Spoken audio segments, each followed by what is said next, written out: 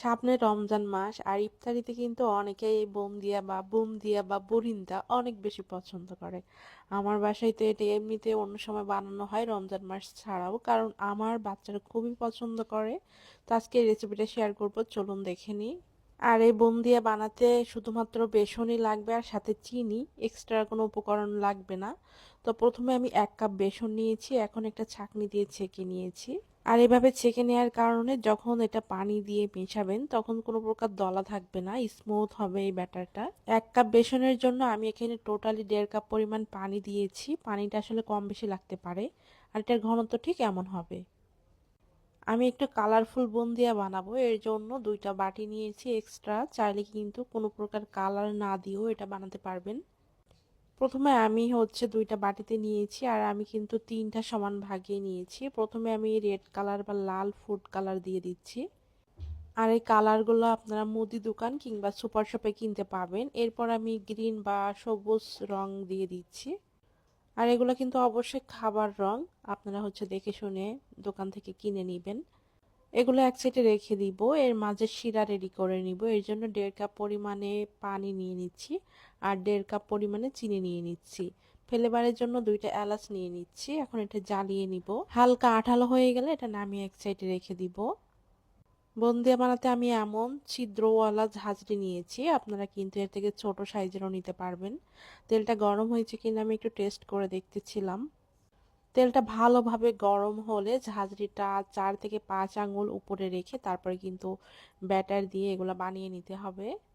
আর চুলার আঁচটা রাখবেন মিডিয়াম টু হাই আছে, খুব বেশি আছে আবার রাখা যাবে না। আবার একদমই যে কম আছে ভাজবেন সেক্ষেত্রে কিন্তু এটা আবার ফুলবে না বা গোল হবে না, চ্যাপ্টা হয়ে যাবে। কথা বলার মাঝে আমি কিন্তু এই অলরেডি বানিয়ে নিয়েছি। যাই হোক, এগুলা ভাজতেও কিন্তু খুব বেশি একটা সময় লাগবে না, 2 থেকে 3 মিনিটের মতোই সময় লাগবে। বেসনের এই ব্যাটারটা যদি আপনারা অনেক বেশি ঘন করে ফেলেন সেক্ষেত্রে এটা ফুললেও ভিতরে কিন্তু শিরা ঢুকবে না, এদিকেও খেয়াল রাখতে হবে। আমি কিন্তু সবগুলা প্রায় বানিয়ে নিয়েছি। আর যতবারই বানাবেন ঝাঁঝরিটা ততবারই মুছে মুছে এরপরে কিন্তু বানাতে হবে, এতে করে সবগুলা গোল হবে। ভাজার পরে ক্রিস্পি হয়েছে কিনা হাত দিয়ে চেপে দেখবেন, যদি দেখেন ক্রিস্পি হয়েছে তাহলে বুঝবেন এর ভিতরে শিরাটা ঢুকবে। এর মাঝে কিন্তু শিরা ঠান্ডা হয়ে গিয়েছিল, আমি আবার এটা বলক উঠিয়ে নিয়েছি। এখন ভেজে রাখা বুন্দিয়া দিয়ে দিচ্ছি। চুলার আঁচটা লো আঁচে রেখে এখন আমি এটা উল্টে পাল্টে নিব। আর 1 থেকে 2 বার বলক উঠে আসলে আমি চুলাটা বন্ধ করে দিব। আর এভাবে কিন্তু কয়েকবার একটু উল্টে পাল্টেও দিতে হবে। চুলা বন্ধ করে ঢাকনা দিয়ে ঢেকে আমি রেখে দিয়েছিলাম। এক সাইডে কিন্তু বেশ ভালোভাবে শিরা ঢুকেছে। এখন উল্টে দিয়েছি যেন অপর সাইডের বুন্দিয়াগুলোতেও শিরাটা ঢুকে।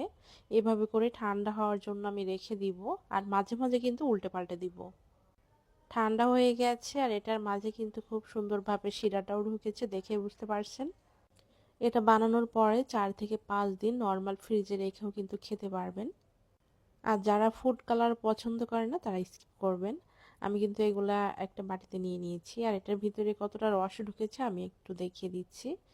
রেসিপিটা ভালো লেগে থাকলে শেয়ার করবেন। নতুন কোনো রেসিপি নিয়ে চলে আসবো। সবাই ভালো থাকবেন। আল্লাহ হাফেজ।